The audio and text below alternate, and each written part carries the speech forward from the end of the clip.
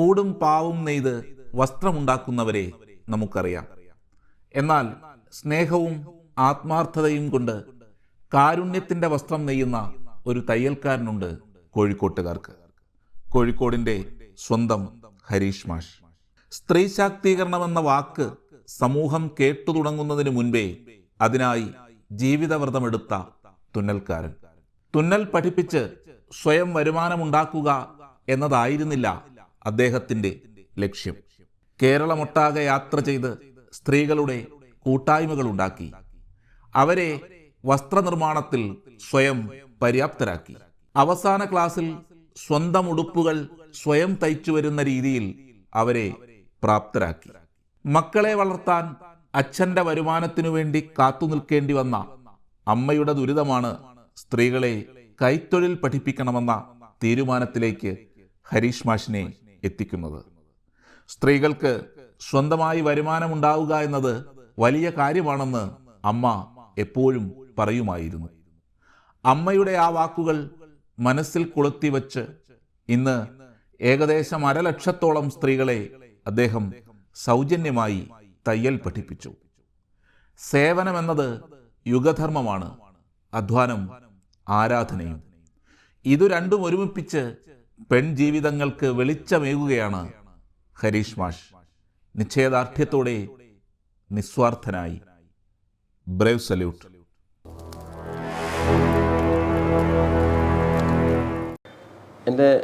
എൻ്റെ ശരിയായ പശ്ചാത്തലം പറയുകയാണെങ്കിൽ, ഞാൻ ഒരു 12 മക്കളുള്ള കുടുംബത്തിൽ ജനിച്ച ആളാണ്. 10ാമനാണ് ഞാൻ വീട്ടിൽ. അപ്പോൾ ശരിക്കും പറഞ്ഞാൽ ദാരിദ്ര്യം എന്താണെന്ന് കൃത്യമായി ഞാൻ മനസ്സിലാക്കിയിട്ടുണ്ട് വീട്ടിൽ നിന്ന്. അച്ഛൻ കുടുംബം നോക്കുന്ന ആൾ തന്നെയായിരുന്നു. പക്ഷേ അച്ഛൻ്റെ ഒറ്റ വരുമാനം കൊണ്ടായിരുന്നു അമ്മ ഈ കുടുംബത്തെ മുഴുവൻ നോക്കിയത്. അപ്പം അമ്മ അച്ഛൻ്റെ വരുമാനം മാത്രം പ്രതീക്ഷിച്ചിരുന്നാൽ ഇത്രയും മക്കളെ വളർത്തിക്കൊണ്ടുവരാൻ സാധിക്കില്ല എന്നുള്ള അമ്മയുടെ ആ ഒരു കാഴ്ചപ്പാട്. അവിടെ ഇരുന്ന് അമ്മ ചെയ്യുന്ന പല കാര്യങ്ങൾ, വരുമാന മാർഗത്തിന് വേണ്ടി ഒരു സ്ത്രീ എന്ന നിലക്ക് അമ്മ മക്കളെ വളർത്തുവാൻ വേണ്ടി ചെയ്ത പല കാര്യങ്ങൾ, അത് ഓലമടയാം, ചൂടി വിരിക്കാം, അല്ലെങ്കിൽ പശുവിനെ പോറ്റി പാല് വിൽക്കാം, ആടിന്. എൻ്റെ വീട്ടിൽ 45ഓളം ആടുകളുണ്ടായിരുന്നു കുട്ടിക്കാലത്ത്. അങ്ങനെയെല്ലാം വരുമാന മാർഗം അമ്മ കണ്ടെത്തിയിട്ടും അത്യാവശ്യം അമ്മ കൈത്തുന്നും തുന്നുമായിരുന്നു. അങ്ങനെ മക്കൾക്ക് വേണ്ട വസ്ത്രങ്ങളൊക്കെ വേണമെങ്കിൽ അമ്മ അഡ്ജസ്റ്റ് ചെയ്ത് തരും ചെയ്യും. ഈ ഒരു പശ്ചാത്തലത്തിലാണ് ഞാനൊക്കെ അങ്ങനെ വളർന്നു വരുന്നത്. അപ്പോൾ എനിക്ക് എൻ്റെ 8ാം ക്ലാസ് വിദ്യാഭ്യാസത്തിൽ ക്രാഫ്റ്റ് എന്ന് പറഞ്ഞൊരു പീരീഡ് ഉണ്ടായിരുന്നു. അപ്പോൾ ഞങ്ങൾ മിക്സഡ് ക്ലാസ്സാണ്. പക്ഷേ ആൺകുട്ടികളൊക്കെ കളിക്കാൻ പോകും. ഞാൻ അവിടുത്തെ സീത ടീച്ചർ എന്ന് പറയുന്ന കോഴിക്കോടെ അറിയപ്പെടുന്ന പ്രസക്തിയായി ഇരുന്ന, പിന്നീട് അവർ പ്രസക്തിയായി ഡാൻസ് ഡ്രസ്സിൽ ഏറ്റവും കോഴിക്കോട് സൂപ്പറായിട്ട് ചെയ്യുന്ന സ്ത്രീയായിരുന്നു. അവരാണ് എൻ്റെ ശരിയായ സൂചിയും നൂലും തന്ന ഗുരു. അവരെ കൂടെ ഞാൻ കുട്ടികളുടെ കൂടെ കളിക്കാൻ പോകാതെ ഈ ടീച്ചറുടെ കൂടെ നിന്ന് ചെറിയ ചെറിയ രീതിയിൽ കൈത്തുന്നുകളൊക്കെ പഠിച്ചു തുടങ്ങി. ശരിക്കും പറഞ്ഞാൽ 9ാം ക്ലാസ് 10ാം ക്ലാസ് ആകുമ്പോഴത്തേക്ക് ഞാൻ സ്വന്തമായിട്ട് എനിക്ക് വേണ്ട ട്രൗസറും ഷർട്ടും ഞാൻ തന്നെ തയ്ക്കുന്നൊരു സിസ്റ്റത്തിലേക്ക് വന്നു. അതാണ് എൻ്റെ ഇതിനോടുള്ള ടേസ്റ്റ്. പിന്നീട് അതൊരു വരുമാന മാർഗമാണ് എന്ന് ഞാൻ മെല്ലെ മനസ്സിലാക്കുകയും ഫാഷൻ ഡിസൈനിങ്ങിൽ ഒരു ഡിപ്ലോമ കരസ്ഥമാക്കുന്നത് നന്നായിരിക്കും എന്നൊരാഗ്രഹം കൊണ്ട് ഞാൻ മദ്രാസിൽ നിന്ന് ഒരു ഫാഷൻ ഡിസൈനിങ്ങിൽ ഗാർമെൻറ്റ്സിലൊരു ഫാഷൻ ഡിസൈനിങ് ഡിപ്ലോമയും കരസ്ഥമാക്കി. ഇതൊക്കെയാണെങ്കിലും ഞാനൊരു പൊതുപ്രവർത്തകനായിരുന്നു. കുട്ടിക്കാലം മുതൽക്കേ ഞാനങ്ങനെ സംഘടനാപരമായൊരു സംഘത്തിൻ്റെ ചുമതലയിലുള്ളത് കൊണ്ട് എൻ്റെ ഉള്ളിലും അങ്ങനെ ഒരു ആതുര സേവനം ചെയ്യണം എന്നുള്ള മനസ്സുണ്ടായിരുന്നു. ഫലത്തിൽ ഞാൻ ഈ പണിയെക്കുറിച്ചുള്ള ഒരു അറിവ് പലവരോടും ചോദിച്ചിട്ട് വളരെ കഷ്ടപ്പെട്ടിട്ട് പലരും ഈ കൈത്തൊഴിൽ പകർന്നു കൊടുക്കുന്ന പരിപാടിയേ ഇല്ല. പറഞ്ഞു കൊടുക്കും, ഒരു പകർന്നു നൽകുന്ന സമ്പ്രദായം വളരെ കുറവായിരുന്നു. അതുകൊണ്ട് തന്നെ എല്ലാ കൈത്തൊഴിലുകളും പൊതുവെ അന്യം നിൽക്കുന്നതായിട്ടാണ് എനിക്ക് അനുഭവത്തിൽ കൂടെ മനസ്സിലാവുന്നത്. കാരണം കൃത്യമായ ഗുരു ശിഷ്യ ബന്ധമില്ലാതെ രീതിയിൽ ഈ തൊഴിൽ നശിച്ചുകൊണ്ടിരിക്കുകയാണ്. അപ്പോൾ എനിക്ക് ഈ തൊഴിൽ എന്തുകൊണ്ട് എല്ലാവർക്കും പറഞ്ഞു കൊടുത്തുകൂടാ എന്ന ആഗ്രഹത്തിൽ ഞാൻ 1985 കോഴിക്കോട് പയ്യാനക്കൽ എന്ന് പറയുന്ന സ്ഥലത്ത് ഒരു ചെറിയ സ്ഥാപനം വാടകയ്ക്കെടുത്ത് നിവേദിത തൊഴിൽ പരിശീലന സേവാ കേന്ദ്രം എന്ന് പേരിട്ടിട്ട് ഒരു സ്ഥാപനം ആരംഭിച്ചു.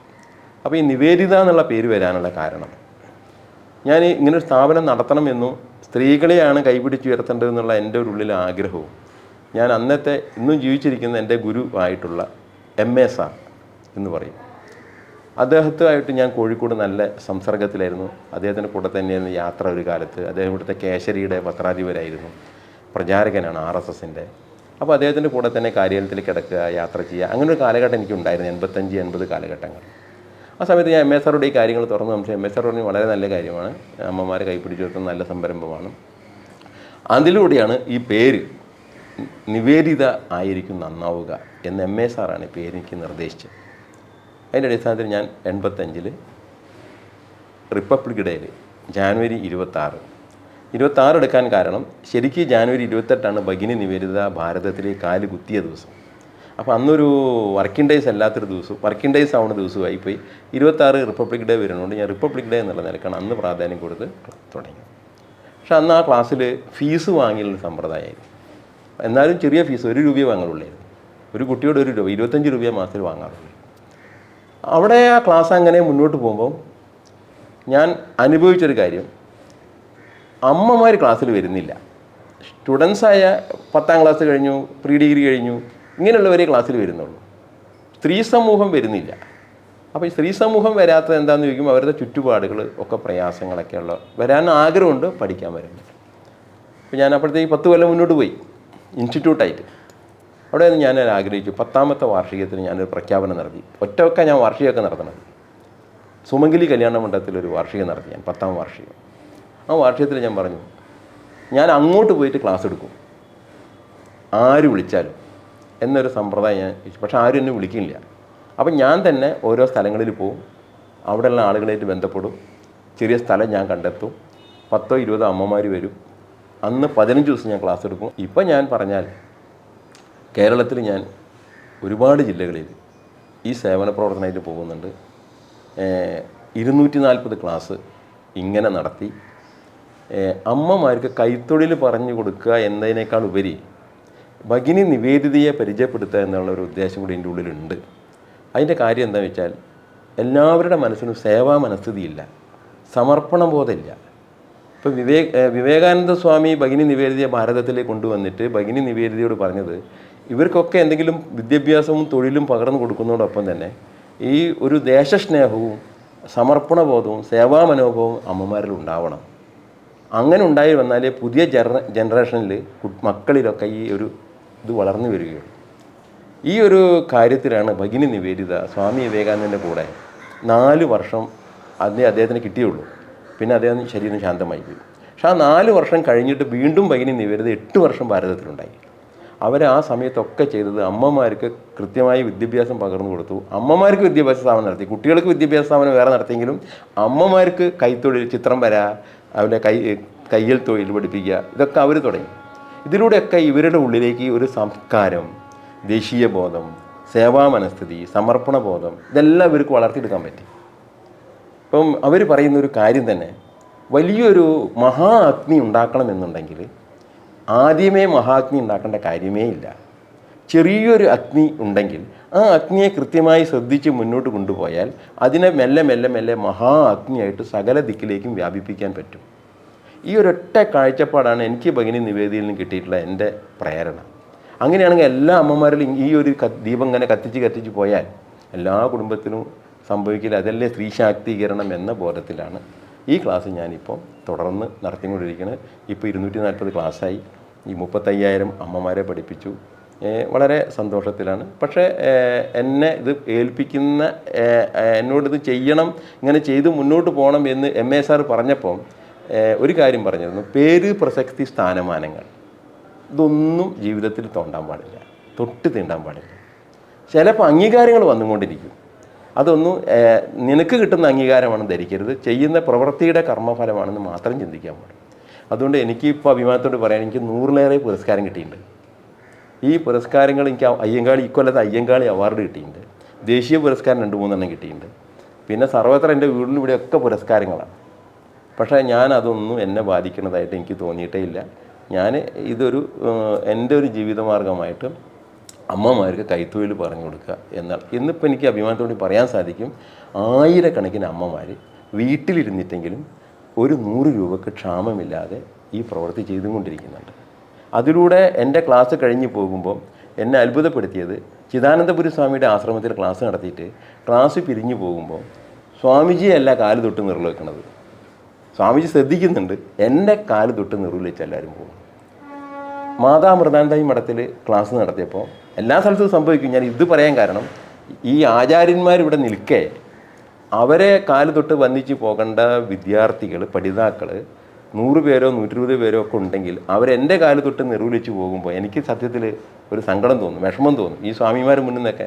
അപ്പോൾ സ്വാമിമാരത് അങ്ങനെ ശ്രദ്ധിക്കാറില്ല. അപ്പോൾ ഞാൻ പറഞ്ഞു വരുന്നത് 10 ദിവസത്തെ ബന്ധമുള്ളെങ്കിലും ഈ ഒരു സമർപ്പണ ബോധം, ഈ ആത്മീയ ബോധം, സ്നേഹബന്ധം എല്ലാം ഈ ക്ലാസ്സിലൂടെ നടന്നു പോകുന്നുണ്ട്. അത് ഞാൻ ബോധപൂർവ്വം കൃത്യമായിട്ട് ഭഗിനി നിവേദിതയുടെ ഒരു സ്പിരിറ്റ് ഇവരുടെ ഉള്ളിലേക്ക് ഉണ്ടാക്കിയെടുക്കാൻ ശ്രമിക്കാറുണ്ട്. ഇതാണ് ഇതിൻ്റെ തുടക്കത്തിൻ്റെയും അല്ലെങ്കിൽ അമ്മമാരെ കൈപിടിച്ച് കൊടുക്കണം എന്നുള്ളതിൻ്റെ എൻ്റെ ഉള്ളിലെ ലക്ഷ്യം. തിരുവമ്പാടിയിൽ താമരശ്ശേരി രൂപതയുടെ കീഴിൽ ഞാൻ 3 ക്ലാസ് നടത്തിയിട്ടുണ്ട്. ബിഷപ്പ് ആ ക്ലാസ്സിൽ ഉദ്ഘാടനം ചെയ്യുകയും, താമരശ്ശേരി രൂപതയുടെ ബിഷപ്പ് ഉദ്ഘാടനം ചെയ്യുകയും, ആ ഉദ്ഘാടന സമയത്ത് ഞാൻ പറയാറുണ്ട്, ഈ 10 ക്ലാസ്സിൽ അടുപ്പിച്ച് വരുന്നവർ ആരൊക്കെയാണോ ഈ ക്ലാസ്സിലുള്ളത് അവർ 10ാമത്തെ ദിവസം പുതിയ വസ്ത്രം സ്വന്തമായി തയ്ച്ചിട്ടിരിക്കും. അങ്ങനെ ആരെങ്കിലും പുതിയ വസ്ത്രം തയ്ച്ചിട്ടിട്ടില്ലെങ്കിൽ അത് നിങ്ങളെ പോരായ്മയല്ല, പഠിപ്പിക്കുന്ന മാഷ പോരായ്മയാണ് എന്ന് ഞാൻ പറയാറുണ്ട്. ഞാൻ NSS സ്കൂളിൽ ഒരു കായിക ബാൻഡിൻ്റെയൊക്കെ അധ്യാപകനായിട്ട് 10-18 വർഷം ഉണ്ടായിരുന്നു കോഴിക്കോട്. ഞാൻ ടീച്ചേഴ്സ് റൂമിലും അവരോട് പറയാറുണ്ട്, ഈ മക്കളുടെ അച്ഛനെയും അമ്മനെയും ചീത്ത പറയലല്ല ടീച്ചർമാരുടെ തൊഴിൽ. നമ്മളെ കയ്യിലാണ് രാവിലെ 10 മുതൽ വൈകുന്നേരം 4 മണി വരെ കുട്ടികളെ തരുന്നത് വർഷങ്ങളോളം. അവരെ പഠിപ്പിക്കാൻ പറ്റിയില്ലെങ്കിൽ, അവർ പഠിച്ചിട്ടില്ലെങ്കിൽ അവരെ പോരായ്മയല്ല, അത് നമ്മളെ ടീച്ചർമാരെ പോരായ്മയും അധ്യാപകരെ പോരായ്മയെന്ന് ഞാൻ എപ്പോഴും പറയാറുണ്ട്. എന്നെ സംബന്ധിച്ചത് എൻ്റെ കയ്യിൽ 100 പേര് ബാച്ചിൽ വന്നിട്ടുണ്ടെങ്കിൽ ഞാൻ 100ാമത്തെ ആളെയും പഠിപ്പിക്കുക എന്നുള്ളത് എൻ്റെ ലക്ഷ്യമാണ്. ഞാൻ ആ പഠിക്കാത്ത ആളെയാണ് ഞാൻ ഉന്നം വെക്കുക, അവരെ ഞാൻ പഠിപ്പിച്ച് അവർ പുതിയ ഡ്രസ്സ് അടിച്ചിടും. അപ്പം തിരുവമ്പാടിയിലുണ്ടായൊരു വിഷയം, ബിഷപ്പ് ഉദ്ഘാടനത്തിന് വന്നപ്പോൾ ഈ ക്ലാസ്സിൽ ഞാനത് പ്രഖ്യാപിച്ചു. ഈ 93 പേരുണ്ട് ആ ക്ലാസ്സിൽ, എല്ലാവരും പുതിയ വസ്ത്രം സ്വന്തമായി തയ്ച്ചിട്ടിരിക്കും സമാപന ക്ലാസ്സിൽ പറഞ്ഞു. അപ്പം ബിഷപ്പ് സാർ പറഞ്ഞു, അത് സംഘടിപ്പിച്ച ചാക്കോ സാർ എന്ന് പറയും, നമ്മുടെ ദേവരി കോളേജിൻ്റെ പ്രിൻസിപ്പളാണ്, അത് അവരുടെ സോഷ്യൽ വർക്കറിൻ്റെ ടീം കോർഡിനേറ്ററാണ്. അദ്ദേഹത്തോട് പറഞ്ഞു, ചാക്കോ നിങ്ങൾ ആ സമാപന ദിവസത്തിൻ്റെ ഡേറ്റ് എഴുതി വെക്കൂ, നിങ്ങൾ വിളിക്കാതെ ഞാൻ വരും, എനിക്കിത് സാക്ഷ്യം വഹിക്കണം എന്ന് പറഞ്ഞു. അദ്ദേഹം ആ അവസാന ദിവസം വന്നതിന് ശേഷം ആദ്യം തന്നെ അദ്ദേഹം ചോദിച്ചതേ ഇവരോടാണ്, എത്ര പേരാണ് പുതിയ വസ്ത്രം തയ്ച്ചിരിക്കാത്തത്. അപ്പോൾ 3 പേര് കൈബന്ധിച്ചു. അപ്പോൾ ആ 3 പേര് കന്യാസ്ത്രീകളാണ്. അവർ വസ്ത്രം തയ്ച്ചിട്ട് കൊണ്ടുവന്നിട്ടുണ്ട്, ഇട്ടിട്ടില്ല. അപ്പോൾ എന്നെ അവിടെ വലിയ അഭിമാനത്തോടുകൂടി സ്വീകരിക്കുകയും എനിക്ക് പാരിതോഷികം തരികയും എന്നെ പൊന്നട ചേർത്തൊക്കെ ചെയ്ത്, എന്നിട്ട് എനിക്ക് ആ ബിഷപ്പ് ചെയ്തൊരു കാര്യം, പത്മശ്രീ പുരസ്കാരത്തിന് താങ്കൾ യോഗ്യനാണ് എന്ന് പറഞ്ഞിട്ട് അദ്ദേഹം നരേന്ദ്രമോദിക്ക് ഒരു കത്തെഴുതി, അവരുടെ ലെറ്റർ പേഡ്. ആ കത്ത് എനിക്ക് വിട്ടുതന്നിട്ടുണ്ട്. ഞാനത് വളരെ നിധി പോലെ സൂക്ഷിച്ച് വെച്ചിട്ടുണ്ട്. എനിക്ക് പത്മശ്രീ പുരസ്കാരം കിട്ടായി എന്നല്ല, അതിന് യോഗ്യനാണ് എന്ന് പറഞ്ഞ ആൾ അവരുടെ അനുഭവമാണത്. ഇത്രയും ആളുകളെ കൈപിടിച്ച് ചേർത്തുന്നുണ്ടല്ലോ എന്നുള്ളത്. അപ്പോൾ അവരെന്നോട് ചോദിച്ചിരുന്നു, നിങ്ങളിങ്ങനെ തിരുവമ്പാടി വരുന്നു, തിരിച്ചു പോരുന്നു, ഒരു പൈസയും വാങ്ങുന്നില്ല, എന്താണ് ഇതിൻ്റെ പിന്നിൽ പ്രചോദനം ഇങ്ങനെ ചെയ്യാനുള്ളത്? ആരെങ്കിലും നിങ്ങളെ സഹായിക്കുന്നുണ്ടോ, അല്ലെങ്കിൽ ഇതിൻ്റെ പിന്നിൽ ആരെങ്കിലും ഉണ്ടോ എന്നൊക്കെ ചോദിച്ചിരുന്നു. അപ്പോൾ ഞാൻ പറഞ്ഞത്, ഇത് എൻ്റെ ഒരു വ്യക്തിപരമായ ഒരു സേവന പ്രവർത്തനമാണ്. ഞാൻ പഠിച്ച സ്വീകരിച്ച ഒരു ആദർശത്തിന് എനിക്ക് കിട്ടിയിട്ടുള്ള ഒരു ആദർശമാണ്. ഞാൻ മനസ്സിലാക്കുന്നത് പരോപകാരായ ഇതം ശരീരം എന്നാണ്. ഈ ശരീരം പരോപകാരം ചെയ്യാനുള്ളതാണ്. എൻ്റെ വിവാഹ ജീവിതത്തിൽ ഞാൻ എത്രയോ പെൺകുട്ടികളെ പഠിപ്പിച്ചിട്ടുണ്ടെങ്കിലും വിവാഹത്തിന് മുമ്പേ ഞാൻ ഈ ഇൻസ്റ്റിറ്റ്യൂട്ട് നടത്തുന്നുണ്ട്. ഞാൻ 92 വിവാഹം കഴിക്കണം, 85 എൻ്റെ ഇൻസ്റ്റിറ്റ്യൂട്ട് നടക്കുന്നുണ്ട്. അപ്പോൾ തന്നെ ഞാൻ 1000കണക്കിന് കുട്ടികളെ പഠിപ്പിച്ച് കഴിഞ്ഞിട്ടുണ്ട്. പക്ഷേ എൻ്റെ വിവാഹ കാര്യത്തെക്കുറിച്ച് ചർച്ച കുടുംബത്തിൽ വന്നപ്പോൾ എനിക്ക് അതിൽ വ്യക്തമായൊരു കാഴ്ചപ്പാട്, സ്ത്രീ ശാക്തീകരണമാണല്ലോ എൻ്റെ ജീവിത ലക്ഷ്യം. അപ്പോൾ അങ്ങനെയാണെങ്കിൽ ജീവിതത്തിനൊരു മാതൃകയാക്കുന്നത് നല്ലതല്ല, അതാരും ബോധ്യപ്പെടുത്താനല്ല, ചെയ്യണമല്ലോ, നമ്മൾ പറഞ്ഞാൽ പോരല്ലോ. ഇങ്ങനെയൊക്കെ ചെയ്യുന്നുണ്ടെങ്കിലും ഞാൻ സംസാരിക്കാത്ത, ഒരു വിദ്യാഭ്യാസം ഇല്ലാത്ത, ചെവി കേൾക്കാത്ത ഒരു ഡഫ് ആൻഡ് ഡംബായ പെൺകുട്ടിയെ തന്നെ തെരഞ്ഞു പിടിച്ച് കല്യാണം കഴിച്ച ആളാണ്. ഇപ്പോൾ ഞങ്ങൾ 10-32 വർഷമായി ജീവിക്കുന്നു. 3 മക്കളാണ്, മൂത്ത മോളാണ്, 2 ആൺകുട്ടികളാണ്. അവരൊക്കെ ഡിഗ്രിക്കും കോളേജിലൊക്കെ പഠിക്കുകയാണ്. അപ്പോൾ സ്ത്രീ ശാക്തീകരണം എന്നത് എൻ്റെ ഒരു ജീവിതവ്രതമാണ്. അത് വ്യക്തിപരമായ ഒരു വ്രതം തന്നെയാണ്. എൻ്റെ ഒറ്റയാൻ യാത്രയാണ്. ഞാൻ സത്യം പറഞ്ഞാൽ ഏകനിഷ്ഠ സേവകനായുള്ള പ്രവർത്തനമാണ്. ആരും എന്നെ വിഷമിപ്പിച്ചിട്ടില്ല. ഞാൻ എല്ലാ സ്ഥലത്തും പോകുമ്പോൾ എനിക്ക് വളരെ സ്വീകാര്യത ഉണ്ടായിട്ടുള്ളൂ. അവരൊക്കെ എനിക്ക് സ്വീകാര്യമായിട്ട് പണം തരാൻ ശ്രമിക്കാറുണ്ട്.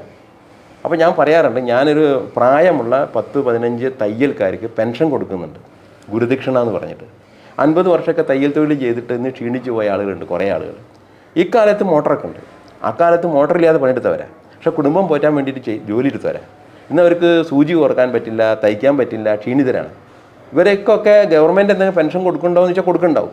പക്ഷേ അതുകൊണ്ടൊന്നും ആവില്ല. എനിക്കൊന്നും അങ്ങനെ ആവില്ല. ഞാൻ ഈ ക്ലാസ്സിൽ എന്ത് ചെയ്യുന്നു വെച്ചാൽ, എൻ്റെ ഏത് ക്ലാസ് നടത്തുകയാണെങ്കിലും ഞാൻ അവരോട് ആദ്യമേ പറയും, ഈ കാണുന്ന നിവേദിതയുടെ പടം എൻ്റെ ബാഗിലുണ്ടാവും. ഞാൻ ആദ്യം ആ ക്ലാസ് നടത്തുന്നതിന് മുന്നിൽ വെക്കും, മാല ചാർത്തും, ഞാൻ തൊട്ട് നെറുകിൽ വെച്ചതിന് ശേഷം എൻ്റെ ക്ലാസ് ആരംഭിക്കും. അപ്പോൾ ഞാൻ അവരോട് ക്ലാസ് കഴിഞ്ഞ് പോകുമ്പോൾ എല്ലാവരും ₹1 ദക്ഷിണയെങ്കിലും ഇടണം. ഞാൻ സൗജന്യമായിട്ട് പഠിപ്പിക്കുക എന്നുള്ള ഭാവങ്ങളുള്ളവരുണ്ടാവണ്ട. ഈ ദക്ഷിണ എനിക്കുള്ളതല്ല. ഞാനിങ്ങനെ ഒരു 10-15 പേർക്ക് ഗുരുദക്ഷിണ കൊടുക്കുന്നുണ്ട്. 2 മാസം കൂടുമ്പോൾ ഈ തോത് എത്രയുള്ള വെച്ചാൽ തോതനുസരിച്ച് കൊടുക്കും. വിഷു ഓണം ഒക്കെ വരുമ്പോൾ ചിലപ്പോൾ ഞാൻ ഒരിക്കലും കിറ്റ് കൊടുക്കും, അല്ലെങ്കിൽ ഒരു മുണ്ട് വാങ്ങിക്കൊടുക്കും, ഷർട്ട് വാങ്ങിക്കൊടുക്കും. ഈ പണം ഞാൻ അതിന് ഉപയോഗിക്കാറുണ്ട്. ഇതാണ് എൻ്റെ ഒരു സേവന ജീവിതം. ഞാൻ ചെയ്തുകൊണ്ടേയിരിക്കുകയാണ്. ഞാൻ പരമാവധി ചെയ്യണമെന്ന് ആഗ്രഹമുണ്ട്. ഇപ്പോൾ ഞാൻ 35,000 പേരായി എന്ന് പറഞ്ഞല്ലോ. എൻ്റെ ജീവിതത്തിന് നീളമുണ്ടെങ്കിൽ, ദൈർഘ്യമുണ്ടെങ്കിൽ 1,00,000 ആളെ പഠിപ്പിക്കണമെന്ന് എൻ്റെ ഉള്ളിലൊരു ആഗ്രഹമുണ്ട്. ചെയ്യും. പിന്നെ സ്വന്തമായ ഒരു ഇൻസ്റ്റിറ്റ്യൂട്ട് വേണമെന്നൊരാഗ്രഹമുണ്ട്. എല്ലാവരും ഒരു സ്ഥലത്ത് വരിക, പല ഭാഗത്തുനിന്ന് എല്ലാവർക്കും വരാം, സ്ഥിരമായ സംവിധാനം ഉണ്ടെങ്കിൽ അങ്ങനെ ആഗ്രഹമുണ്ട്. പക്ഷേ ഞാൻ ഇന്ന് വരെ 40 വർഷമായിട്ട് ഈ സ്ഥാപനം വേറെ ഒന്നിനും കീഴ്പ്പെട്ടിട്ടില്ല. ഞാൻ കീഴ്പ്പെടുത്താത്ത വെച്ചാൽ അവരുടെ ഒരുപാട് ഐഡിയകളും അവരുടെ ഒരുപാട് താല്പര്യങ്ങളുണ്ടാവും. ആ താല്പര്യങ്ങൾക്ക് ഞാൻ വിധേയനായി മുന്നോട്ട് പോകേണ്ടി വരും. അതുകൊണ്ട് ഞാൻ സെൻട്രൽ ഗവൺമെൻറ് പോലും ആനുകൂല്യങ്ങൾ ഇതിനു വേണ്ടി ഞാൻ ഒന്നും ഉപയോഗപ്പെടും. എന്നോട് പലരും പറഞ്ഞിട്ട് നിങ്ങൾക്ക് ഇങ്ങനെ ആനുകൂല്യം കിട്ടാണ്ട് ഇത്ര കിട്ടും, ഇങ്ങനെ ചെയ്യും. ഞാൻ അതിലൊന്നും ബന്ധപ്പെടാതിരിക്കണം. കാരണം ഇത് സ്വതന്ത്രമായി ഒറ്റയ്ക്ക് പോകണം എന്നുള്ള ആഗ്രഹത്തിൽ മാത്രം. ഡോക്ടർ മംഗളദേവി പുരസ്കാരം എന്ന് പറയുന്നത് എൻ്റെ സ്വപ്നത്തിനെ പ്രതീക്ഷിക്കാത്ത, ഞാൻ പത്രത്തിലാണ് ഞാൻ വായിച്ചത്. നാരായൺജിക്ക് പുരസ്കാരം ജന്മഭൂമി ഇതിൽ കൊടുക്കുമ്പോൾ എന്നെ വിളിച്ചിട്ട് ഒരാൾ പറയാം, അല്ലെ നിങ്ങളെ പേരുണ്ട് അതിലെന്ന് പറഞ്ഞു. നമ്മളറിയില്ല അത്. അപ്പോൾ അവർ എന്നെ അതിന് 29 എൻട്രി ഇട്ടാൻ വന്നു പറഞ്ഞു. ആ എൻട്രിയിൽ എന്നെ തിരഞ്ഞെടുത്തപ്പോൾ അതിനൊരു കാരണം എന്നോട് പറയാൻ എന്താ അറിയാം, നാട്ടിലെ നിരവധി ആളുകൾ നിരവധി സേവനങ്ങളും പ്രവർത്തനങ്ങളും ചെയ്യുന്നുണ്ട്. അത് ചെയ്യുന്നുണ്ടാവും. ചിലവർ പേരിനും പ്രസക്തിക്ക് തന്നെ ചെയ്യുന്നവരുണ്ടാവാം. പക്ഷേ താങ്കളെ പറ്റി അന്വേഷിച്ച് ഒരു കാര്യം, ഇത് നിരന്തരമായൊരു സാധനയാണ്. താങ്കൾ ഒരു ദിവസം ചെയ്യുക, അല്ലെങ്കിൽ മാസത്തിലൊരിക്കൽ ചെയ്യുക, കൊല്ലത്തിലൊരിക്കൽ ചെയ്യുകയല്ല. താങ്കൾ ഇത് നിത്യമേ ചെയ്തുകൊണ്ടേയിരിക്കുകയാണ്. അതൊരു സാധനം തന്നെയാണ്. അതിനാണ് താങ്കളെ അംഗീകരിച്ചത് എന്ന് പറയുന്നത്. അപ്പോൾ ഞാനും അതിന് സത്യമായിരിക്കാം. നമ്മൾ നിത്യം ചെയ്തുകൊണ്ടേ, ഇപ്പോൾ ഒരു ക്ലാസ് കഴിഞ്ഞ ഒരു ക്ലാസ്. ചില സമയത്ത് ഈ ആളുകളുടെ വിളിയുടെ ബാഹുല്യം കാരണം എൻ്റെ ഷെഡ്യൂൾ സത്യത്തിൽ ഞാനിത് ചെയ്യണമെന്ന് ആഗ്രഹിച്ചെങ്കിലും തിങ്കൾ, ബുധൻ, വെള്ളി 3 ദിവസം ചെയ്യുക, ഉച്ചയ്ക്ക് ശേഷം മാത്രം യാത്ര ചെയ്താൽ മതിയല്ലോ എന്നുള്ള നിലക്കാണ് ഞാൻ തുടങ്ങിയതെങ്കിലും ഈ ആളുകളുടെ വിളിയുടെ ഇത് കാരണം ഞാൻ സംഘടന പലരും വന്ന് വിളിക്കൽ തുടങ്ങിയപ്പോൾ ഞാൻ ചൊവ്വ, ബുധൻ അങ്ങനെ ഡേറ്റും കൊടുക്കേണ്ടിയിരുന്നു. അപ്പോൾ തിങ്കൾ, ബുധൻ, വെള്ളി ഒരു സ്ഥലത്ത് ക്ലാസ് നടത്തുമ്പോൾ ചൊവ്വ, വ്യാഴം, ശനി വേറൊരു സ്ഥലത്ത് ക്ലാസ്. പറഞ്ഞാൽ അവർക്കൊരു ദിവസത്തിൽ ഒരു 2 മണിക്കൂർ ഉള്ളെങ്കിലും എനിക്ക് ആഴ്ച ഫുള്ള് ഞാൻ എൻഗേജിലാണ്. അങ്ങനൊരു വിഷയം സജീവമായി. ചില സ്ഥലങ്ങളിൽ 50 പേരൊക്കെ വേണമെന്നാണ് ഞാൻ മിനിമം പറയാറ്. കാരണം ഞാനൊരു പ്രദേശത്ത് ചെയ്യുന്നത് എല്ലാവർക്കും ഗുണകരമാവണമല്ലോ എന്ന് വിചാരിച്ചാൽ ജാതി ഭേദം എന്നെ ഏതാൾ വന്ന്, ഞാൻ പള്ളി കമ്മിറ്റി സംഘടിപ്പിച്ച് പോയിട്ടുണ്ട്, Mujahid committee, Sunni committee, solidarity, അതുപോലെ ക്രിസ്ത്യൻ കമ്മിറ്റി, ക്ഷേത്ര കമ്മിറ്റികൾ, ജാതി സംഘടനകൾ, റെസിഡൻസ് അസോസിയേഷനുകൾ, ഞാൻ ആര് വിളിച്ചാലും പോകും. അവരെയൊക്കെ നല്ല വൃത്തിയായി തന്നെ അവരെന്നെ സ്വീകരിക്കാറുണ്ട്. ക്ലാസ് കഴിഞ്ഞാൽ അവരെന്നെ ഭംഗിയായിട്ട് തന്നെ എല്ലാ കാര്യങ്ങളും ചെയ്തു തരാറുണ്ട്. ഒരു മടിയും കാണാൻ ചെയ്യാറുണ്ട്. അമ്മമാരെ സംബന്ധിച്ചിടത്തോളം ഞാൻ എൻ്റെ നിധി പോലെ ഞാൻ സൂക്ഷിക്കുന്ന ഒരു സാധനം, ഈ ക്ലാസ് കഴിഞ്ഞാൽ 9ാമത്തെ ദിവസം ഞാൻ ഒരു A4 ഷീറ്റ് പേപ്പർ കൊടുക്കുമായിരിക്കും. ആ കൊടുക്കണത് എന്തിനാണെന്ന് വെച്ചാൽ അതിൻ്റെ ഒരു ഫീഡ്ബാക്ക് എനിക്ക് അറിയാൻ വേണ്ടിയിട്ടാണ്. അല്ലാണ്ട് ഞാൻ വേറെ റേഷ്യോ ഒന്നും ചെയ്ത് വാങ്ങാറില്ല. ഇപ്പോഴാണ് ഈ ഗ്രൂപ്പ് സിസ്റ്റമൊക്കെ വന്നത്, ഈ മൊബൈലിലൊക്കെ. പണ്ടതൊന്നും ഇല്ലല്ലോ. അപ്പോൾ ഞാൻ ഈ A4 ഷീറ്റ് പേപ്പർ കൊടുത്താൽ അവർ 10ാമത്തെ ക്ലാസ്സിൽ അവരുടെ അനുഭവം, അവരുടെ നിർദ്ദേശങ്ങൾ, അഭിപ്രായങ്ങളൊക്കെ എഴുതി വരും. എനിക്ക് തന്നെ അത്ഭുതം തോന്നും. ഞാനൊരു പേപ്പറാണ് കൊടുത്തത്, ചിലർ 5 പേപ്പർ, 10 പേപ്പറൊക്കെ പിന്നെ ഇത് എഴുതി തരും. ആകെ എന്നെ കണ്ടത് 2 മണിക്കൂറാണ്. 10 ദിവസത്തെ 2 മണിക്കൂർ എന്നെ കണ്ടിട്ടുള്ളൂ. പക്ഷേ ഈ കത്ത് വായിച്ചാലുണ്ടല്ലോ നമുക്ക് അവരുടെ ജീവിതം ഫുള്ളായിട്ട് ആ കത്തിലുണ്ടാവും. അപ്പോൾ എന്നെ സംബന്ധിച്ചിടത്തോളം ഈ കത്ത് കിട്ടിക്കഴിഞ്ഞ ദിവസം ഞാൻ വീട്ടിൽ വന്ന് എൻ്റെ എല്ലാ കുളിയും കാര്യം ജപമൊക്കെ കഴിഞ്ഞാൽ ഈ കത്ത് വായിക്കാമെന്നുള്ളതാണ്. അപ്പോൾ അതിലൊരു സ്ഥലത്ത് തൊണ്ടയാട് ഒരു സ്ഥലത്ത് ക്ലാസ് കഴിഞ്ഞ് ഞാൻ ഇത് വാങ്ങിയിട്ട് അവിടെ ഏതാണ്ട് 100 ചില്ലാൻ ആളുകളുണ്ട് ആ ക്ലാസ്സിൽ. ഈ കത്തും വാങ്ങി കഴിഞ്ഞപ്പോൾ അപ്പോൾ അവിടുന്ന് അപ്പോഴേ അവർ ചോദിച്ചിട്ടുണ്ട്, മാഷ് ഈ കത്തൊക്കെ വായിക്കുമോ, നിങ്ങൾ തരുമെന്ന് പറയും. പിന്നെ അവരവിടെ അനുഭവമൊക്കെ പറയും. ഈ കത്ത് ഞാൻ എല്ലാം വായിച്ച് തീരുമ്പോഴത്തേക്കും അന്ന് 1-1.5 മണിക്കൂറായി, അല്ല 1.5 മണിയായി രാത്രി. അപ്പോൾ ആ കത്തിൽ എന്നെ സ്ട്രെച്ച് ചെയ്ത ഒരു കാര്യം, ഒരു സ്ത്രീ എഴുതിയിരിക്കുന്നു, മാഷേ ഞാനൊരു വീട്ടുജോലിക്ക് പോകുന്ന സ്ത്രീയാണ്, വീടില്ല, ഒരു വീടിൻ്റെ ചരു വാടകയ്ക്ക് താമസിക്കാൻ, എൻ്റെ ഭർത്താവാണെങ്കിൽ അത്യാവശ്യം വെള്ളമൊക്കെ അടിക്കുന്ന ആളാണ്, മക്കളെയും വേണ്ടത്ര ശ്രദ്ധിക്കുന്നില്ല, അപ്പോൾ ഞാൻ വീട്ടുജോലി എടുത്തിട്ടാണ് പോകുന്നത്. പക്ഷേ ഞാൻ വീട്ടുജോലിക്ക് ഓടുന്ന സമയത്ത് ക്ഷേത്രത്തിൻ്റെ മുന്നിൽ കണ്ടൊരു ബോർഡാണ് ഞാൻ ഈ ക്ലാസ്സിൽ വരാണ്ടായ കാരണം. ഞാൻ ക്ലാസ്സിൽ വന്നപ്പോൾ വീട്ടുകാരോട് ഞാൻ പറഞ്ഞു, ആ പണിയെടുക്കാൻ വിട്ടുന്ന കുറച്ച് നേരത്തെ തന്നെ വിട്ടു തരണം കേട്ടോ എന്ന് പറഞ്ഞ് വിട്ടു തന്നു. ഞാൻ ഇവിടെ ഈ ക്ലാസ്സിൽ വന്നു. ഇപ്പോൾ എനിക്ക് ഭയങ്കര ധൈര്യമായി. സ്വന്തമായിട്ട് പാവാട, ബ്ലൗസ്, ചുരിദാർ, മാക്സിയൊക്കെ എനിക്ക് തയ്ക്കാൻ പറ്റുമോ എന്നുള്ള ധൈര്യമുണ്ട്. വീട്ടുജോലി മെല്ലെ നിർത്തണം എന്ന് ആഗ്രഹമുണ്ട്. പക്ഷേ എന്നെ അലട്ടുന്നൊരു പ്രശ്നം, എനിക്ക് തയ്യൽ മെഷീൻ ഇല്ല. മാഷൊരു പ്രാർത്ഥന വേണം, ഞാൻ മെല്ലെ മെല്ലെ സംഘടിപ്പിക്കും ഒരു മെഷീൻ. അങ്ങനെ എഴുതിയിട്ടാണ് ആ കത്ത് അവർ അവസാനിപ്പിച്ചത്. ഇങ്ങനെ ആ കത്തിൽ ഓരോരുത്തർ ഓരോ ജീവിതം എഴുതിയിട്ടുണ്ടാവും. ഞാൻ ഈ കത്ത് വായിച്ച് കഴിഞ്ഞിട്ട് രാവിലെ എൻ്റെ കുളിയും ജപമൊക്കെ കഴിഞ്ഞതിന് ശേഷം ഞാനിത് സംഘടിപ്പിച്ച സംഘാടകനായ ഒരാളുണ്ട് അവിടെ. അദ്ദേഹത്തെ വിളിച്ചു. അപ്പോൾ എന്നോട് പെട്ടെന്ന് അദ്ദേഹം എന്നെ രാത്രി ഭംഗിയായിട്ട് യാത്ര അയച്ചു വിട്ടതാണല്ലോ. അപ്പോൾ രാവിലെ 6 മണിയാകുമ്പോൾ എൻ്റെ വിളി വന്നപ്പോൾ എന്താ ഹരീഷേട്ടാ പെട്ടെന്ന് വിളിച്ചാൽ? അപ്പോൾ ഞാൻ പറഞ്ഞു, ഞാൻ വിളിച്ചതൊരു കാര്യം, ഇന്നലെ ആ കത്തും കാര്യങ്ങളൊക്കെ തന്നപ്പോൾ അതിലൊരു കത്തിൽ ഒരു ചേച്ചി ഇങ്ങനെ എഴുതിയിട്ടുണ്ട്. അപ്പോൾ ആ ചേച്ചിയെ ഒന്ന് നിങ്ങൾ അന്വേഷിക്കണം. കമ്മിറ്റി ആയതുകൊണ്ട് അറിയാമല്ലോ, ക്ഷേത്ര കമ്മിറ്റിയാണ്. അങ്ങനെ ആരാണ് ഹരീഷേട്ടാ പേരൊക്കെ ചോദിച്ചു. അപ്പോൾ അവരുടെ വിഷയം എന്താ വെച്ചാൽ അവർക്ക് തയ്യൽ മെഷീൻ ഇല്ല. അപ്പോൾ നിങ്ങളെ കമ്മിറ്റി എന്ന നിലയ്ക്ക് നിങ്ങൾക്ക് സംഘടിപ്പിച്ച് കൊടുക്കാൻ പറ്റുന്നുണ്ടെങ്കിൽ നിങ്ങൾ എന്നോട് പറയണം. അതെല്ലാം നിങ്ങൾക്ക് പറ്റില്ല എന്നുണ്ടെങ്കിൽ എന്നോട് പറയണം, ഞാൻ ആരോടെങ്കിലും ഒരു മിഷൻ സംഘടിപ്പിച്ച് കൊടുക്കുന്നുണ്ട്. അപ്പോൾ ആ സംഘാടകൻ എന്നോട് ചോദ്യം, നിങ്ങൾ ഈ രാത്രി ഈ കത്ത് മുഴുവൻ വായിച്ചു കഴിഞ്ഞാൽ ഹരീഷേട്ടാണ്. അപ്പോൾ ഞാൻ പറഞ്ഞു വരുന്നത്, ഞാൻ ചെയ്യുന്ന ഒരു കാര്യത്തിൻ്റെ എൻ്റെ ആകെ തുകയാണ് ആ കത്ത്. എൻ്റെ കയ്യിലിപ്പോൾ വീട്ടിൽ വന്ന് നോക്കിയാൽ ഒരു 15,000 മേലെ കത്തുകൾ കാണും. അത് ഞാൻ ഒക്കെ ഫയലായി സൂക്ഷിച്ച് വെച്ചിരിക്കുക. കാരണം അതാണ് എൻ്റെ ആകെയുള്ള നിധി. ആരും ഞാൻ ഫോണിലൂടെ ബുക്കിംഗ് ഏറ്റെടുക്കുകയില്ല. അതെൻ്റെ അനുഭവമാണ്. ഫോണിൽ കൂടെ ഒക്കെ ബുക്ക് ചെയ്തിരിക്കാൻ ഞാൻ പോയ സ്ഥലത്തൊന്നും അതെ അല്ല, അതാണ് ഞാൻ പറഞ്ഞത്. അവർ എന്നെ വിളിച്ചാൽ ഇത്രാം തീയതി ഞങ്ങൾക്കൊരു ക്ലാസ് നടത്തി തരുമെന്ന് പറഞ്ഞ് വിളിച്ചു ചോദിക്കും. ഞാൻ പറയും പറ്റില്ല, നിങ്ങൾ എന്നെ നേരിട്ട് വന്ന് കാണണം. അങ്ങനെ പറയാനുള്ള കാരണം എന്താ വെച്ചാൽ, ഇങ്ങനെ ഫോണിൽ കൂടെ ബുക്ക് ചെയ്ത് പോകുന്ന സ്ഥലത്തൊന്നും അവിടെ ഒരു അലകും പിടിയൊന്നുണ്ടാവില്ല ക്ലാസ്. ഞാൻ ചെന്ന് കഴിഞ്ഞിട്ടാണ് പിന്നെ അവരിതൊക്കെ അപ്പോൾ 3-4 ദിവസം ഇത് സ്റ്റാർട്ടായി വരാൻ. ആ അനുഭവം കൊണ്ട് ഇപ്പം ഞാൻ എന്താക്കി വെച്ചാൽ, ആരും എവിടെ നിന്ന് വിളിച്ചാലും നിങ്ങൾ എന്നെ നേരിട്ട് വന്ന് കാണണം എന്ന് പറയും. അങ്ങനെ അവരെന്നെ ഇവിടെ വന്ന് നേരിട്ട് കാണും. ഞാൻ ഈ ക്ലാസ്സിൻ്റെ സിസ്റ്റം മുഴുവൻ പറയും. ഇങ്ങനെ എന്നെ സംഗതികളൊക്കെ നിങ്ങൾ സംഘടിപ്പിക്കണം. തയ്യൽ മെഷീനേ വേണ്ട, ഒരു തയ്യൽ മെഷീൻ ഉണ്ടായാൽ നല്ലതാണ്. ക്ലാസ് തുടങ്ങിയാൽ പിന്നെ ആർക്കും പ്രവേശനമില്ല. ഉദ്ഘാടനം നിങ്ങൾക്ക് സ്വതന്ത്രമായി നടത്താം. ആ പ്രദേശത്ത് ആരെ വേണമെങ്കിൽ വിളിക്കാം. അരമണിക്കൂർ ചടങ്ങിയേ പാടൂ. അവസാനം 1 മണിക്കൂർ സെൻഡ് ഓഫാണ്. അതും സംഘാടകർ കൂട്ടുക, നിങ്ങൾക്ക് ആരെ വേണമെങ്കിൽ വിളിക്കാം.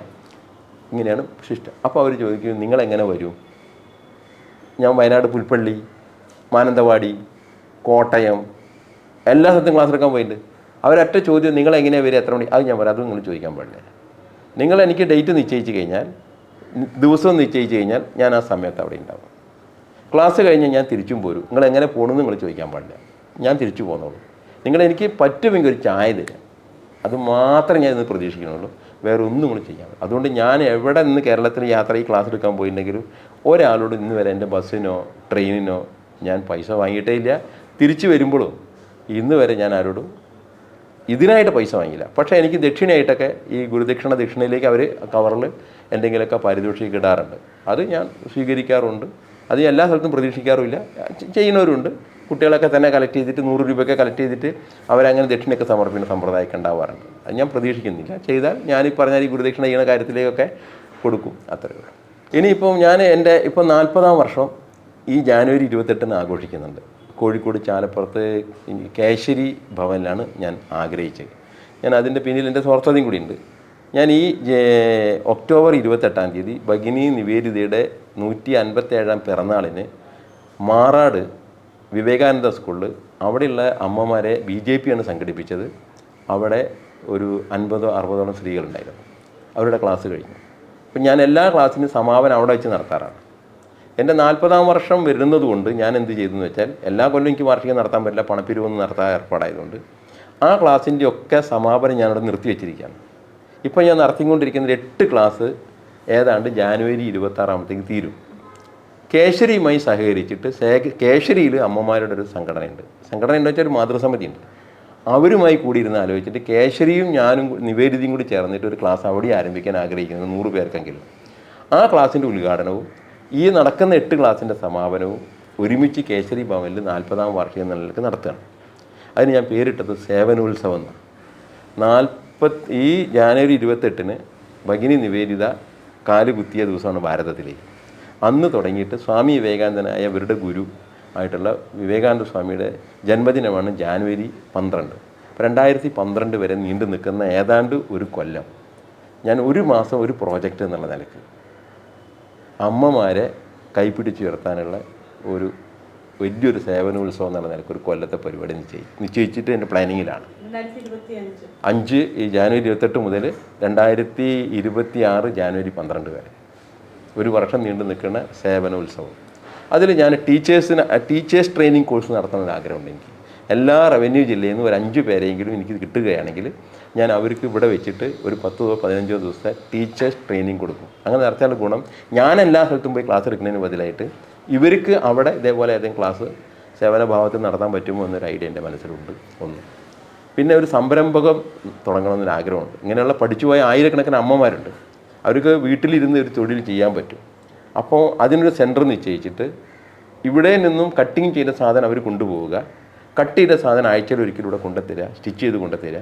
എന്നിട്ട് അതിന് നമ്മൾ പറ്റുന്നൊരു market day, Onam, Vishu, Christmas, Ramzan ഇങ്ങനെ വരുന്ന ദിവസങ്ങളിൽ ഒരു ചന്ത പോലെയോ അല്ലെങ്കിൽ ഒരു ഷാൾ തുറന്നിട്ട് അങ്ങനെ ഒരു സംരംഭകം തുടങ്ങണമെന്ന് ഈ വർഷം എൻ്റെ മനസ്സിലൊരാഗ്രഹമുണ്ട്. എന്നാൽ അവർക്കൊരു തൊഴിലായല്ലോ എന്നൊരാഗ്രഹമുണ്ട്. ഇപ്പോൾ ഞാൻ നമ്മളെ വയനാട് ദുരന്തം വന്ന സമയത്ത് അവിടുന്ന് ഒരു നിർദ്ദേശം വന്നു, പ്ലാസ്റ്റിക് പെട്ടെന്ന് ഉപയോഗിക്കുന്നില്ല, അതുകൊണ്ട് കുറച്ച് സഞ്ചി സംഘടിപ്പിച്ച് തരാൻ പറ്റുമെന്ന് ചോദിച്ചു.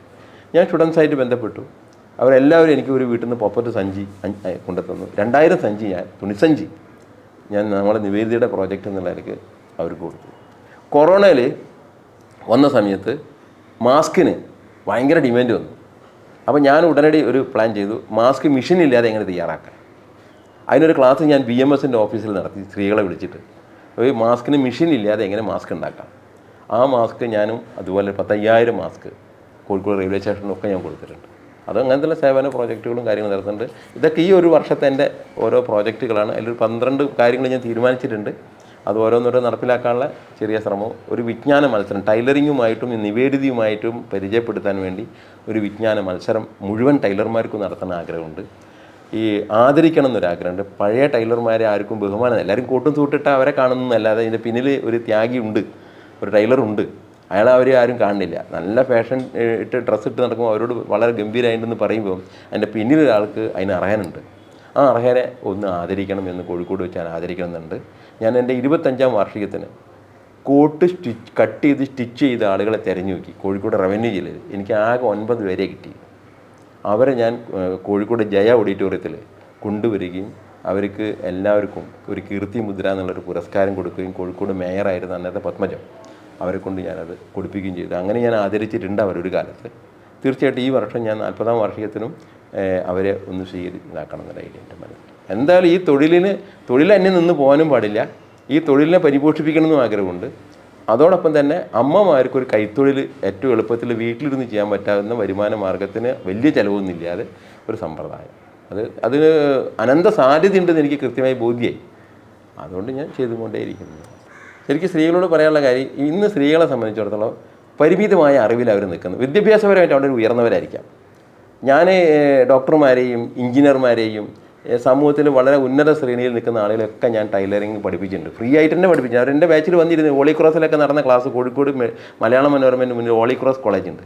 ആ കോളേജിൽ നടന്ന ക്ലാസ്സിൽ പ്രസൻറ്റിൽ ഡോക്ടറായിരുന്ന ആളുകൾ ക്ലാസ്സിൽ ഒക്കെ ഉണ്ടായിട്ടുണ്ട്. അപ്പോൾ ഞാൻ അവരിൽ നിന്നൊക്കെയുള്ള ഇടപഴകലിലൂടെ എനിക്ക് മനസ്സിലായിട്ടുള്ളത്, എൻ്റെ ഒരു ടീച്ചർ എന്നോട് ചോദിച്ചത്, ഞാൻ ആ പേരും ഇതൊന്നും പറയല്ല, മാഷെ നിവേദിത ആരാ എന്നോട് ചോദിച്ചു. അതും എൻ്റെ സ്ഥാപനത്തിലെ ഫോട്ടോ ചൂണ്ടിയിട്ടാണ് ചോദിച്ചത്. ഇതാരാണ്? എനിക്ക് അന്ന് സത്യത്തിൽ വല്ലാതെ വിഷമമുണ്ടായ ദിവസം. കാരണം ഒരു പ്രിൻസിപ്പളായി റിട്ടയർഡ് ചെയ്ത ഒരു ചേച്ചി എന്നോട് ചോദിക്കുകയാണ്, ഈ ആളാരാണെന്ന് ചോദിക്കുമ്പോൾ എന്നെ അലട്ടിയ വിഷയം അതല്ല. ഞാൻ ഈ വിസ്മരിക്കപ്പെട്ടു പോയ നിവേദിതയെ പരിചയപ്പെടുത്താൻ വേണ്ടി ഓടി നടക്കുമ്പോൾ ഉന്നത ശ്രേണിയിലുള്ളവർക്ക് പോലും നിവേദിത ആരാന്ന് പറഞ്ഞു കൊടുക്കേണ്ട അവസ്ഥയുണ്ടല്ലോ എന്നുള്ള സങ്കടം എനിക്കുണ്ടായത്. കാരണം അവർ ഈ ഭാരതത്തിൽ വന്ന് സമർപ്പിത ജീവിതം നയിക്കുകയും എന്താണ് ജീവിതം എന്ന് സമൂഹത്തോട് കൃത്യമായി പറയുകയും അവരുടെ പുസ്തകങ്ങളും കാര്യങ്ങളൊക്കെ പഠിപ്പിക്കേണ്ടിയിരുന്നൊരു ടീച്ചർ, അസംബ്ലികൾ 1000 കൈകാര്യം ചെയ്തൊരു ടീച്ചർ, ഇന്ന് വരെ അവരുടെ ജീവിതത്തിൽ ഭഗിനി നിവേദിതയെക്കുറിച്ച് സംസാരിച്ചിട്ടുണ്ടാവില്ല എന്ന് ഉറപ്പല്ല ആ ചോദ്യത്തിലൂടെ മനസ്സിലാക്കേണ്ടത്. അപ്പോൾ ഉന്നത ശ്രേണിയിൽ സമൂഹത്തിൽ സ്ത്രീകളുണ്ടെങ്കിലും വിദ്യാഭ്യാസപരമായി വളരെ ഉയർന്നവരാണെങ്കിലും സാമൂഹ്യ സേവനം, സംസ്കാരം, സേവനം എന്താണ്, ധാർമ്മികത എന്താണ് എന്നൊന്നും അവരുടെ ഉള്ളിൽ കാതലായി കിടക്കുന്നില്ല. അപ്പം ഞാൻ എപ്പോഴും സ്ത്രീകളോട് പറയുന്നത് എന്താ വെച്ചാൽ, മക്കളെ നോക്കണം, ഭർത്താവിനെ നോക്കണം, നല്ല കുടുംബിനിയാവണം, കുലീനതയാവണം. അതോടൊപ്പം തന്നെ സാമൂഹിക സേവനം ചെയ്യാനൊരു മനസ്സും ഉണ്ടാവണം. ആ മനസ്സ് ഞാൻ ഈ 10 ക്ലാസ്സിലൂടെ അത് ഞാൻ കൃത്യമായി ഞാൻ കൊടുത്തിരിക്കും. ആ 10ാമത്തെ ക്ലാസ്സിൽ അവർ പോകുമ്പോൾ ഉണ്ടാവുന്ന ഫീലിംഗ് സത്യത്തിൽ അതാണ്. അത് ഞാൻ ചെയ്യണത് അത് ബോധപൂർവ്വം ചെയ്യണതാണ്. അല്ലാണ്ട് ഞാൻ ഇപ്പോൾ കൈത്തൊഴിൽ പഠിപ്പിക്കാൻ ഓടി നടക്കുകയല്ല. കൈത്തൊഴിൽ പഠിപ്പിക്കണമെങ്കിൽ ഞാൻ ഫീസില്ലാതെ എൻ്റെ ഇൻസ്റ്റിറ്റ്യൂട്ടിൽ പഠിപ്പിച്ചാൽ മതി, ആളുകളൊക്കെ ഇവിടെ നിന്ന് പഠിച്ചോളൂ. അങ്ങനെയല്ല, എനിക്ക് അവിടെ ചെന്ന് അവരെ അടുത്തേക്ക് എത്താനുള്ളൊരു മാർഗ്ഗമാണിത്. ഞാൻ അമ്മമാരുടെ അടുത്തേക്ക് എത്താനുള്ള എൻ്റെ മാർഗ്ഗമാണിത്. ആ മാർഗ്ഗത്തിൽ ഞാനൊക്കെ കൈത്തൊഴിൽ പറഞ്ഞു കൊടുക്കും. പക്ഷെ അതോടൊപ്പം തന്നെ അതിനേക്കാളും വലിയ സംഭവം ഞാൻ ചെയ്തുകൊണ്ടിരിക്കുന്നുണ്ട്. അത് ഞാൻ ഇൻഡിവിജ്വലായിട്ട് ചെയ്യണത് തന്നെ. അല്ലെങ്കിൽ എനിക്കൊരു പ്രസ്ഥാനമോ അല്ലെങ്കിൽ എനിക്ക് അതിൻ്റെ പിന്നിൽ ആരെങ്കിലും തലോടലോ അല്ലെങ്കിൽ എന്നെ ആരെങ്കിലും ഗൈഡ് ചെയ്യുകയോ ഒന്നുമില്ല. ഞാൻ അങ്ങനെ തന്നെ സ്വതന്ത്രമായി പോകണമെന്ന് തന്നെ ആഗ്രഹിക്കും. അതിന് സ്വതന്ത്രമായി തന്നെ പോകുള്ളൂ. എൻ്റെ കുടുംബജീവിതം 3 മക്കളാണ്. മകളെ കല്യാണം കഴിച്ചത് സംഘടന ബന്ധമുള്ള കേശരിയിൽ തന്നെ ജോലി ചെയ്യുന്ന വൈശാഖ് എന്ന് പറയുന്ന ഒരു അക്കൗണ്ടൻ്റാണ്. അവർ വളരെ സന്തോഷമായിട്ട് മുന്നോട്ട് പോകുന്നു. ഒരു മകനായി. പിന്നെ 2 ആൺകുട്ടികളാണ്. അതിലൊരു മകൻ ഇപ്പം BBA കഴിഞ്ഞിരിക്കുകയാണ്. വേറൊരാൾ MSc yoga therapy Kanhangad university, central യൂണിവേഴ്സിറ്റിയിൽ പഠിക്കുകയാണ്. എന്നാൽ അവരൊക്കെ അത് പഠിക്കുന്നുണ്ടെങ്കിലും ഈ കൈത്തൊഴിലായിട്ട് അവർക്കൊക്കെ നല്ല ബന്ധമുണ്ട്. അവരൊക്കെ അവരുടേതായ രീതിയിൽ ബാഗ് നിർമ്മിക്കും, അല്ലെങ്കിൽ അവരെന്തെങ്കിലും അവരൊക്കെ അങ്ങനെ ഒക്കെ ഐഡിയ ഉള്ളവരാണ്. എന്തെങ്കിലും ചെയ്തുകൊണ്ടിരിക്കും. കുടുംബജീവിതം പോകുന്നു. ഭാര്യ കുടുംബിനി തന്നെയാണ്. നല്ല എനിക്ക് തോന്നിയത് എനിക്ക് 4 ഇടത്തിമാരുണ്ട്. അവരെക്കാളൊക്കെ പ്രോഗ്രസ് ആണെന്നാണ് എനിക്ക് തോന്നി. കാരണം എല്ലാ കാര്യവും കറക്റ്റാണ്. രാവിലെ നേരത്തെ 5 മണിക്ക് എണീക്കുക, കുളിക്കുക, എല്ലാ ദിവസവും അമ്പലത്തിൽ പോവുക, വീട്ടിൽ വന്നു കഴിഞ്ഞാൽ കൃത്യമായ രാവിലെ കാര്യങ്ങളൊക്കെ ചെയ്യുക, മക്കളെ കാര്യങ്ങളൊക്കെ നോക്കുക. ഒരു റൊട്ടീൻ ഉണ്ട് കറക്റ്റായിട്ട്, രാത്രി വരെ ഭംഗിയായി ചെയ്യും. അതുകൊണ്ട് അങ്ങനത്തെ പ്രയാസമൊന്നും. പിന്നെ ഞാനിങ്ങനെ യാത്ര ചെയ്യുന്ന ഒരാളാണ് എന്നുള്ള ഒരു സങ്കടം ഉള്ളിൽ ഉണ്ടായേക്കാം. നമുക്കിപ്പോൾ എനി ടൈം വീട്ടിലിരിക്കാൻ പറ്റില്ല, ദിവസം വർക്ക് ഉണ്ടല്ലോ. അങ്ങനെ പോകുന്നു, സന്തോഷമായി പോകുന്നു. ഇതിൽ സന്തോഷം കണ്ടെത്താന്ന് മാത്രമേ ഉള്ളൂ. ആഡംബര ജീവിതമില്ല, പിന്നെ ആർത്തിയില്ല, അങ്ങനെ ജീവിച്ചു പോകുക, അത്രേ ഉള്ളൂ. ഞാൻ സ്വന്തമായിട്ട് വാഹനം ഉപയോഗിക്കാത്ത ആളാണ്. അത് എൻ്റെ ഒരു തീരുമാനം കൂടിയാണ്. എല്ലാവരും എന്നോട് ചോദിക്കും, നിങ്ങൾക്ക് വെറും ഈ 24 മണിക്കൂർ ഓട്ടാണല്ലോ, എങ്ങനെ ഇതൊക്കെ ചെയ്യാൻ പറ്റും ചോദിക്കാറുണ്ട്. അപ്പോൾ ഞാൻ എപ്പോഴും പറയും, ഞാൻ സംഘം എന്ന് പറയുന്ന സംഘടനയിൽ പ്രവർത്തിച്ച അനുഭവമുള്ള ഒരാൾ. ഞാൻ ഇന്നും സംഘടനാ ചുമതലയുള്ള ആളാണ്. ഇപ്പോൾ ഞാൻ സംഘത്തിൻ്റെ നിർദ്ദേശം അനുസരിച്ചിട്ട് അതിൻ്റെ വിവിധ ക്ഷേത്രമായിട്ടുള്ള അഖില ഭാരതീയ ഗ്രാഹക് പഞ്ചായത്ത് എന്ന് പറയുന്ന സംഘടനയുണ്ട്. ഉപഭോക്തൃ സംരക്ഷണ വേദിയാണ്.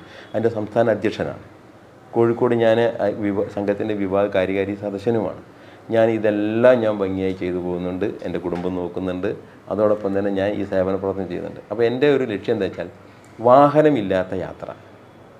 വാഹനം ഉണ്ടെങ്കിൽ വിളിച്ചാൽ എല്ലാവർക്കും എവിടെ വേണമെങ്കിൽ എത്താം. അത് അങ്ങനെ ഒരു ശീലം വന്നുപോയി. ആ ശീലം പിന്നെ ഞാനും വിചാരിച്ചു ഇനി വാഹനമില്ലാത്തൊരു യാത്രയാണ് നന്നാവും. അതുകൊണ്ട് ഞാൻ ബസ്സിന് പോവുക, എത്തിക്കും. അല്ലെങ്കിൽ ട്രെയിനിന് പോകേണ്ട ദൂരമാണെങ്കിൽ ട്രെയിനിന് പോകും. അതുകൊണ്ട് പിന്നെ എന്നെ വിളിക്കാൻ ആരും കാത്തു നിൽക്കട്ടെ എന്ന് ചോദിക്കും, ഞാൻ കാത്തു നിൽക്കാൻ പറയാറില്ല. എന്നെ കൊണ്ടാക്കി തരട്ടെ എന്ന് ചോദിക്കും, ഞാൻ ശ്രമിക്കാറില്ല. പരമാവധി ബുദ്ധിമുട്ടിക്കാറില്ല. പിന്നെ എനിക്കും വാഹനത്തിന് ബുദ്ധിമുട്ടാവും അവരില്ലെങ്കിൽ. അങ്ങനത്തെ ചില സ്ഥലങ്ങളൊക്കെ പോയി പെട്ടാൽ തീർച്ചയായിട്ടും അവരോട് ഞാൻ ആശ്രയിക്കാറുണ്ട്, എന്നെ കൊണ്ടാക്കി തരണം എന്ന സ്ഥലത്ത് നിന്ന്. ഈ ക്ലാസ്സിനെ കുറിച്ച് എല്ലാവർക്കും ഒരു അത്ഭുതമാണ്. ഞങ്ങൾ ടൈലറിങ് ലോകത്ത് പോലും ഇത് അറിയില്ല ആരും. അങ്ങനെ ഞാനിങ്ങനെ ചെയ്യുന്നൊരു സേവന പ്രവർത്തനം ടൈലർമാരിൽ പോലും ഇത്ര വിപുലമായി ഇത്ര കൃത്യമായി ചെയ്തുകൊണ്ടിരിക്കുന്നുണ്ട് എന്നുള്ള വിവരമൊന്നും ആർക്കും അത്ര അറിയില്ല. ഞാനും പിന്നെ അത് അങ്ങനെ ഒരു പ്രസക്തി കിട്ടാൻ വേണ്ടി ചെയ്യാത്ത കാര്യമായതുകൊണ്ട് ഞാനും അതൊരു ശാന്തമായി മുന്നോട്ട് കൊണ്ടുപോകുന്നതാണ്. നമ്മളിപ്പോൾ ഒരു ഭൂമിക്ക് മുകളിലേക്ക് മുള പൊട്ടിക്കഴിഞ്ഞാൽ അതിനൊരു സ്വഭാവം പടർന്ന് പന്തലിക്കണം എന്നുള്ളതാണ്. അപ്പോൾ നമ്മുടെ ലൈഫിൽ മനസ്സിലായിട്ടുള്ളത്, ഭൂമിക്ക് മുകളിലേക്ക് മുള പൊട്ടാൻ പാടില്ല. പിന്നെ പേര്, പ്രസക്തി, സ്ഥാനമാനങ്ങളുടെ പിന്നാലെ അത് പടർച്ചയാണ്. പൊതുപ്രവർത്തകനില്ല ഉണ്ടാവാൻ പാടില്ലാത്ത ഒരു ലക്ഷണമാണ് മുള പൊട്ടുക എന്നുള്ളത്. ഞാനതിൽ ഉറച്ചു നിൽക്കണമെന്ന് ആഗ്രഹിക്കുകയാണ്. മുള പൊട്ടാനില്ല എന്നതിൻ്റെ വിശ്വാസം, പൊട്ടാതിരിക്കാൻ വേണ്ടിയുള്ള ശ്രമമുണ്ട്. ഞാൻ ഓരോ വാക്കുകൾ ഇപ്പം തമാശ രൂപയിലേക്കും ചില സംഗതി പറയാം, അത് അവരോ ലൈഫിൽ അറിയാതെ കയറും. ഇപ്പം ഞാൻ നിങ്ങളോട് ഇപ്പോൾ ഇതൊക്കെ ഓപ്പണായിട്ട് പോണ സാധനങ്ങളാണ്. ഇപ്പോൾ ഒരു പാവാടയുടെ ക്ലാസ് എടുക്കണമായിരിക്കും, ചങ്ങരി പാവാടയായിരിക്കും, സാരി പാവാടയായിരിക്കും. ഞാൻ സാരി പാവാട എടുത്ത് ക്ലാസ് ഇങ്ങനെ കഴിഞ്ഞ് വരുമ്പോൾ വെറുതെ പറയും, ഈ സൈഡിൽ ഓപ്പൺ 5 ഇഞ്ചാണ് വേണ്ടത്. ഞങ്ങൾക്കൊരു കണക്കുണ്ട്, 5-6 ഇഞ്ച് വേണം. പക്ഷേ ഞാൻ പലപ്പോഴും ഈ പാവാടയുടെ 25 ഇഞ്ച് ഓപ്പണൊക്കെ കാണലുണ്ട് എന്ന് പറയുമ്പോൾ അവർ ചിരിക്കും, എല്ലാവരും ചിരിക്കും. അപ്പോൾ നിങ്ങൾക്ക് തോന്നും, നിങ്ങളിപ്പോൾ ചിരിച്ചല്ലോ, നിങ്ങൾ എങ്ങനെയത് മാഷ എങ്ങനെ 25 ഇഞ്ച് ഓപ്പൺ ഉണ്ട്. ഞാൻ ആറിയിടുന്ന ഈ സാധനം പല സ്ഥലത്ത് യാത്ര ചെയ്യുമ്പോൾ കാണും. അപ്പോൾ ഇതൊക്കെ ഇങ്ങനെ 25-30 ഇങ്ങനെ കാണും. അപ്പോൾ ഞാൻ നിങ്ങളോടൊരു ഉപദേശം എനിക്ക് എന്താ പറയാനുള്ളതെന്ന് വെച്ചാൽ, ഈ കുലീനതയുള്ളൊരു വീടിൻ്റെ ലക്ഷണം, അല്ലെങ്കിൽ കുലീനതയുള്ളൊരു സ്ത്രീയുടെ ലക്ഷണം, അവരെ വീട്ടിൽ അലക്കി ആറിയിടുന്ന വസ്ത്രം കാഴ്ച ഭാഗത്ത് ആരിടരുത്, പ്രത്യേകിച്ച് ഇന്നർ വസ്ത്രങ്ങൾ. അത് ആരും വഴി ഓരം പോകാത്ത, ആരുടെയും പെട്ടെന്ന് ശ്രദ്ധയിൽപ്പെടാത്ത ഭാഗങ്ങളിലാണ് ഇതെല്ലാം അലക്കി ആറിയിടേണ്ടത്. അങ്ങനെ ചെയ്യാതെ ഞങ്ങൾ ആ വീട്ടിലേക്ക് കടന്നു വരുന്ന ഭാഗത്തിന് ഇതൊക്കെ ആറിടുകയും ഞങ്ങൾ തന്നെ നൂണ്ടിട്ട് വീട്ടിലേക്ക് വരേണ്ട ഒരു അവസ്ഥയാണെന്ന് വെച്ചാൽ ആ വീടിൻ്റെ സംസ്കാരത്തെ അളക്കാൻ വേറെ അളവ് പോലും വേണ്ടാന്ന് ഞാൻ അങ്ങനെ ബോധപൂർവം തന്നെ പറയും. അങ്ങനെ പറയുമ്പോൾ ഈ സ്ത്രീകളുടെ മനസ്സിൽ അതവിടെ കിടക്കും. ആ പറഞ്ഞൊരു ശരിയുണ്ടല്ലോ എന്നുള്ളത് അവർക്ക് മനസ്സിലാവും. അത് എന്ത് ശരി ഏത് ശരി എന്ന് പിന്നെ അവർ തീരുമാനിച്ചു. ഇങ്ങനെ ഞാൻ ഈ ക്ലാസ്സിൽ 10 ദിവസവും എന്തെങ്കിലും ടിപ്സുകൾ ഇങ്ങനെ കൊടുത്തുകൊണ്ടിരിക്കുന്നുണ്ടാവും. അത് അവരുടെ ഉള്ളിലൊരു സംസ്കാരത്തിൻ്റെ വളർച്ചയാണ്. അത് ചിലപ്പോൾ മക്കളോട് ബാധിക്കുന്നതായിരിക്കാം, ഭർത്താവിനോട് ബാധിക്കുന്നതായിരിക്കാം, സമൂഹത്തോട് ബാധിക്കുന്നതായിരിക്കാം. ഇപ്പോൾ കുശുമ്പുണ്ടോ നിങ്ങളെ, നമ്മൾ തമാശക്ക് ചോദിക്കും, കുശുമ്പുണ്ടോ അതിൽ ആർക്കെങ്കിലും? അങ്ങനെ ഉണ്ടെങ്കിൽ അവനോട് ചോദിക്കണം, എന്നിൽ കുശുമ്പുണ്ടോ? അപ്പോൾ ഒരു ഉത്തരം കിട്ടും, എനിക്ക് എന്നിൽ ശരിക്കും കുശുമ്പുണ്ടല്ലോ, എനിക്ക് അസൂയ ഉണ്ടല്ലോ, എനിക്ക് ശരിക്കും കോപം വരുന്നുണ്ടല്ലോ, എനിക്ക് പക വരുന്നുണ്ടല്ലോ. അപ്പോൾ അതൊന്നും ഉണ്ടെങ്കിൽ അവർ മാതൃകയല്ല. അച്ഛൻ മക്കൾക്ക് മാതൃകയാവണം, അമ്മ മക്കൾക്ക് മാതൃകയാവണം എന്നുണ്ടെങ്കിൽ മാതൃക ആവണമല്ലോ, പറഞ്ഞാൽ പോരല്ലോ. അപ്പോൾ ഇങ്ങനത്തെ പല കാര്യങ്ങളായിരിക്കും എൻ്റെ ക്ലാസ്സിലൂടെ. ഞാൻ ക്ലാസ്സാണ് എടുക്കേണ്ടാവുക, ടൈലറിംഗ് ആണ് പഠിപ്പിക്കുന്നത്, കട്ടിങ് തന്നെയാണ് പഠിപ്പിക്കുന്നത്. പക്ഷേ ഇങ്ങനെ ആയിരിക്കും എൻ്റെ ക്ലാസ്സിൻ്റെ വഴികൾ പോകുന്നുണ്ടാവുക. അതുകൊണ്ട് 10 ക്ലാസ് കഴിഞ്ഞാലും അവർക്ക് എപ്പോഴും എൻ്റെ കത്തിൽ എഴുതാറുണ്ട് അവർ, ഒരു 15 ദിവസം കൂടി ഉണ്ടായാൽ നല്ലത്. ഇനി ആരും കുറഞ്ഞു പോയ സങ്കടമാണ് എല്ലാവർക്കും, അയ്യോ 10 ദിവസം കൊണ്ട് തീർന്നു പോയല്ലോ എന്നുള്ളതാണ്. അത് ആ ഒരു ബന്ധമാണത്. ക്ലാസ്സിനോടുള്ള അറ്റാച്ച്മെൻറ്റിനേക്കാൾ ഉപരി ഇങ്ങനെയുള്ള കുറേ അറിവുകൾ ചിലർ തുറന്ന് എഴുതാറുണ്ട് ചില കത്തിൽ, മാഷെ ക്ലാസ്സിനേക്കാൾ ഉപരി ലൈഫിനൊരു അടുക്കും ചിട്ടിയും കിട്ടി എന്നൊക്കെ പറയണൊക്കെ ഉണ്ടാകും. ഞാൻ ബോധപൂർവ്വം ചെയ്യണതുമാണ്. അതാണ്.